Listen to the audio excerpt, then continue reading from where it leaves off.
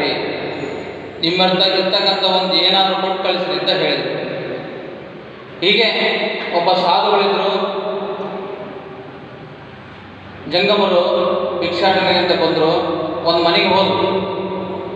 ಗಂಡ ಹೆಂಡತಿ ಭಾರಿ ಜಿಟ್ಬಿಟ್ರು, ಏನು ಕೊಡುವರು. ಹೋದರು,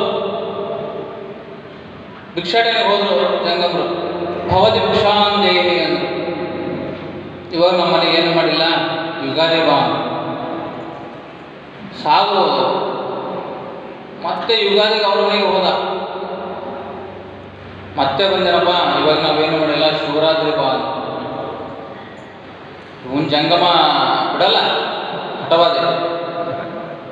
ಅವ್ರೇನು ಕೊಡುವಲ್ರಿ, ಬಿಡುವಲ್ಲ. ಶಿವರಾತ್ರಿ ಬಂತು, ಜಂಗಮ ಮತ್ತೆ ಹೋದ್ರಲ್ಲ, ಸಾಧುಗಳು ಹೋದ್ರು. ಭವತಿ ಭಿಕ್ಷಾಂದೇಹಿ ಅಂದರು. ಇವತ್ತು